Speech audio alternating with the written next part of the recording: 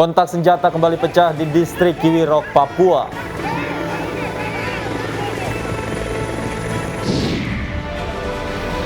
Tiga kapal nelayan di Pelabuhan Muara Angke terbakar.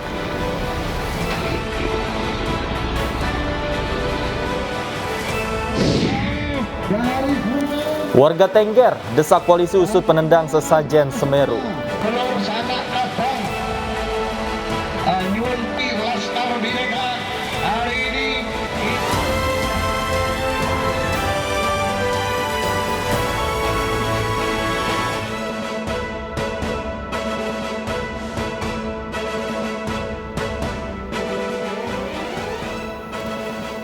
Selamat sore pemirsa, demikian tadi berita pilihan iNews sore. Bersama saya Stefani Patricia dan rekan saya Davi Pratama yang akan bergantian menyampaikan informasi selama 2 jam ke depan. Selamat sore Davi, ada informasi apa untuk mengawali iNews sore hari ini? Ya, selamat sore Stefani dan juga pemirsa. Selain 3 informasi utama tadi, kita juga memiliki informasi terkait 3 kapal nelayan di Pelabuhan Muara Angke, Penjaringan, Jakarta Utara terbakar dini hari tadi. Penyebab kebakaran belum diketahui.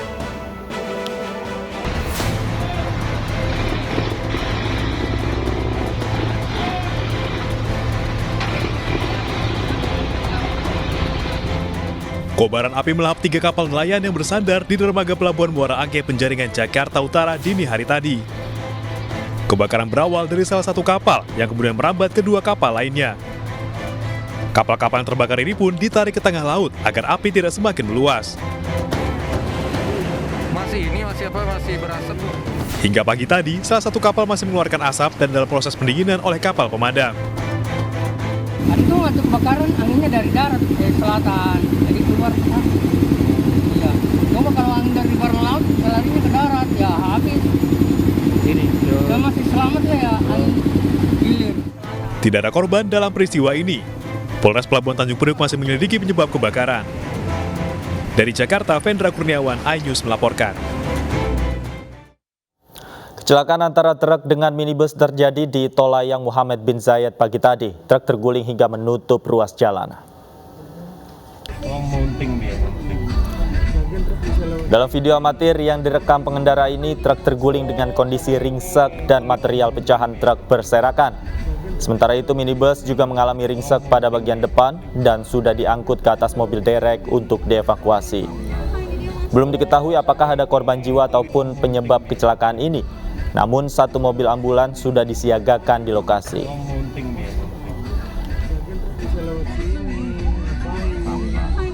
Oh, sama ini tulis mounting dia.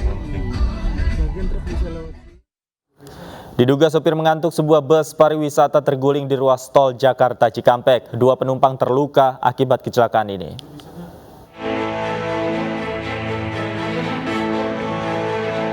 Bus pariwisata ini rusak parah setelah terguling di tol Jakarta Cikampek, tepatnya di kilometer 57 Karawang, Jawa Barat siang tadi. Bagian depan bus ringsek hingga kaca depan bus pecah berserakan.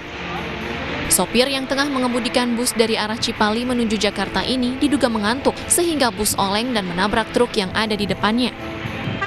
Beruntung tidak ada korban jiwa dalam peristiwa ini, namun 2 penumpang mengalami luka ringan. Pas lagi tidur, ternyata mungkin ada ini mungkin nggak kerasa, jadi pikirannya udah gelap aja dia. Nah, langsung melempar ke kiri, ada box, akhirnya ada bak. Dengan supir bis pariwisata, di mana menjelaskan ngantuk, hilang kesadaran sehingga oleng ke kiri menabrak truk. Jadi hari ini kami mencoba mensterilkan supaya arus bisa lancar. Evakuasi bus yang terguling sempat menyebabkan kepadatan arus lalu lintas di sekitar lokasi. Kasus kecelakaan kini ditangani oleh Polres Karawang. Dari Karawang, Jawa Barat, Muhammad Fahrudin, iNews melaporkan. Sebuah truk menabrak pembatas jalan di flyover Kampung Melayu Jatinegara, Jakarta Timur pagi tadi. Posisi badan truk yang melintang di jalan menyebabkan kemacetan panjang.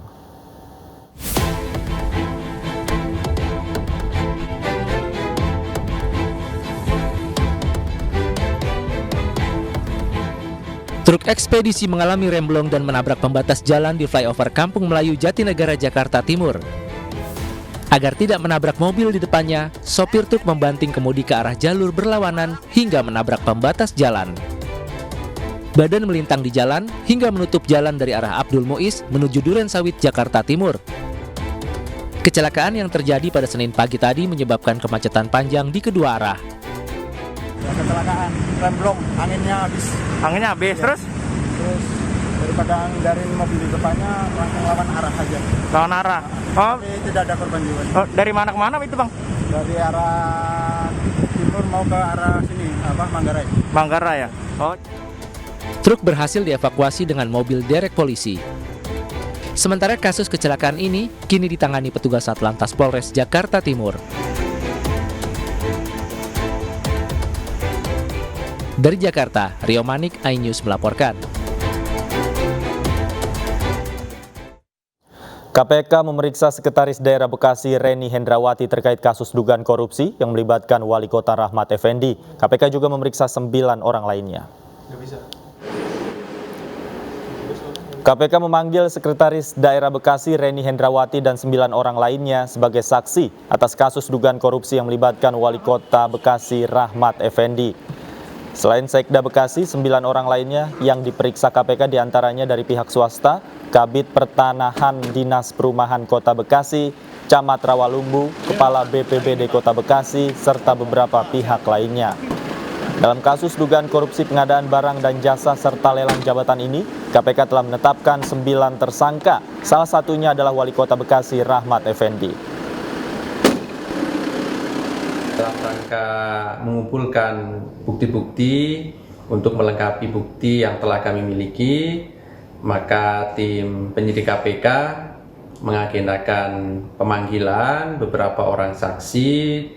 Ada sekitar 10 orang saksi yang dipanggil hari ini, diantaranya Sekretaris Daerah Kota Bekasi, kemudian Camat Rawalumbu, dan beberapa ASN lainnya di lingkungan pemerintahan Kota Bekasi, termasuk juga pihak swasta.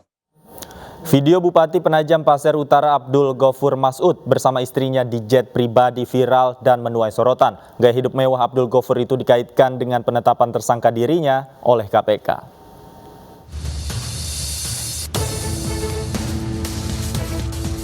Video Bupati Penajam Pasir Utara Abdul Ghafur Mas'ud di jet pribadi sedang makan dan disuapi istrinya viral di media sosial. Video berdurasi 20 detik ini mendapat perhatian dari warganet dan mengaitkan gaya hidup Ghafur dengan penetapan tersangka dirinya oleh KPK. Ghafur ditangkap KPK bersama 6 orang lain yang diduga sebagai pejabat Pemkab Penajam Pasir Utara dan pihak swasta di Jakarta. Sementara 4 lainnya ditangkap di Kalimantan Timur. Penangkapan Ghafur terkait dugaan kasus suap dan gratifikasi. KPK menemukan adanya bukti permulaan yang cukup sehingga KPK meningkatkan status perkara ini ke tahap penyidikan dengan mengumumkan tersangka sebagai berikut. Sebagai pemberi yaitu AZ, ini dari swasta, sedangkan sebagai penerima AGM, Bupati Kabupaten Penajam Pasir Utara periode 2018-2023, MI PLT Sekda Kabupaten Penajam Pasir Utara, EH Kepala Dinas Pekerjaan Umum dan Tata Ruang Kabupaten Penajam Pasir Utara, JM Kepala Bidang Dinas Pendidikan, Pemuda dan Olahraga Kabupaten Penajam Pasir Utara, dan NA swasta, ini Bendahara Umum DPC Partai Demokrat Balikpapan. KPK temukan bukti bahwa pada tahun 2021 pemerintah Kabupaten Penajam Pasir Utara mengagendakan sejumlah proyek pekerjaan di Dinas Pekerjaan Umum dan Tata Ruang serta Dinas Pendidikan Pemuda dan Olahraga dengan kontrak senilai 112 miliar rupiah. Bupati termuda ini diduga telah memerintahkan sejumlah pejabat untuk mengumpulkan dana dari sejumlah rekanan proyek. Abdul Ghafur juga diduga menerima sejumlah uang atas penerbitan sejumlah perizinan.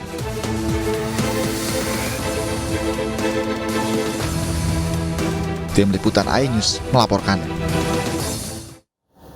Nusantara dipilih menjadi nama ibu kota negara baru oleh Presiden Joko Widodo. Ibu kota baru akan dibangun menjadi kota sehat, di mana warganya bisa berjalan atau bersepeda kemana saja.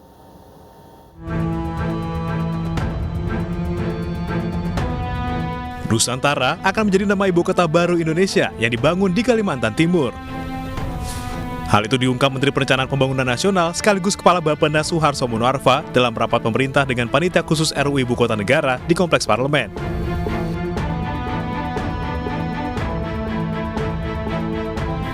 Nama Nusantara dipilih karena sudah dikenal lama dan ikonik di kalangan internasional. Sementara menurut Presiden Joko Widodo, pembangunan ibu kota baru bukan hanya sekedar memindahkan perkantoran, namun juga membangun smart city. Ibu kota baru akan dibangun menjadi sebuah kota yang berbasis inovasi dan teknologi serta efisien. Secara fisik, pembangunan ibu kota baru di Kalimantan Timur ini harus dijadikan momentum untuk membangun sebuah kota yang sehat, kota yang efisien, kota yang produktif, yang dirancang sejak awal. Dan warganya kemana-mana dekat, warganya kemana-mana bisa naik sepeda, kemana-mana bisa jalan kaki karena zero emission, yang menyediakan pelayanan keamanan dan kesehatan serta pendidikan yang berkelas dunia. Pemerintah saat ini mulai memetakan sejumlah kementerian dan lembaga yang pertama berkantor di ibu kota baru. Sedangkan regulasi ibu kota baru ditargetkan selesai pada bulan ini. Ibu kota baru nantinya memiliki beberapa kekhususan, di antaranya gubernur yang diangkat langsung oleh Presiden. Daerahnya itu setingkat menteri dan itu diangkat oleh Presiden. Terkait dengan penganggarannya pun mereka menggunakan penganggaran dari APBN, jadi dari pusat semuanya. Yang kedua terkait dengan soal representasi politik, representasi politiknya juga itu hanya ada DPR RI dan DPD, jadi tidak ada provinsi maupun kabupaten kota. Jadi itu yang terkait dengan soal hal-hal yang menyangkut soal kekhususannya. Ibu kota baru akan dibangun di wilayah Penajam Pasar Utara, Kalimantan Timur.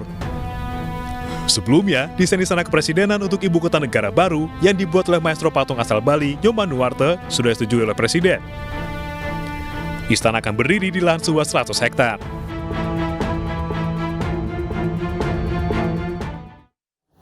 Gubernur DKI Jakarta Anies Baswedan mengecek sound system Jakarta International Stadium atau JIS. Dalam acara yang digelar kemarin malam itu, Gubernur Anies mengundang Benny J.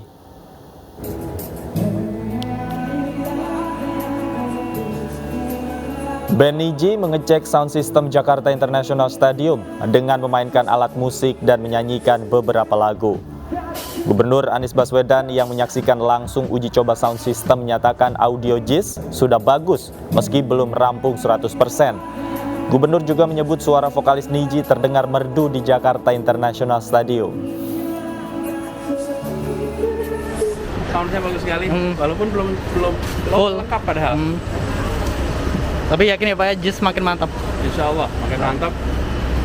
Nanti kalau udah sound sistemnya komplit, lebih mantap lagi. Insya Allah.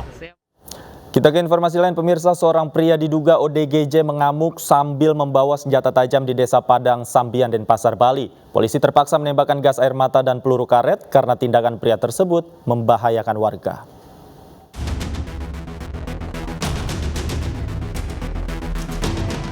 Warga di Jalan Tangkupan Perahu Desa Padang Sambian, Denpasar, Bali digemparkan dengan aksi seorang pria yang mengamuk sambil mengacungkan golok.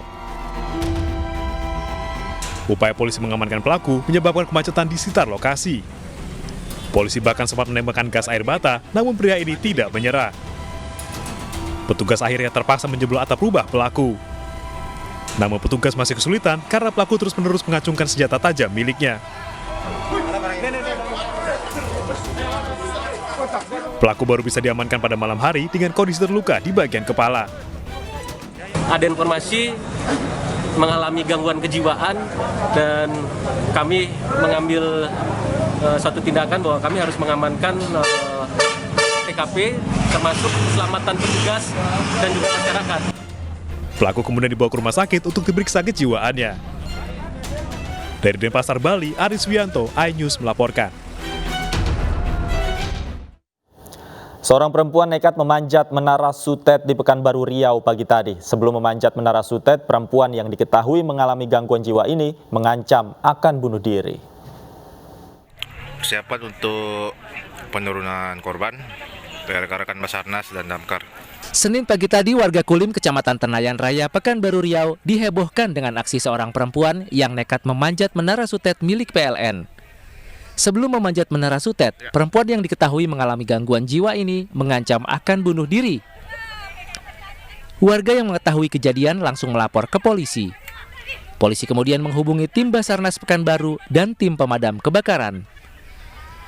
Petugas Basarnas yang tiba di lokasi langsung memanjat menara sutet untuk mengevakuasi.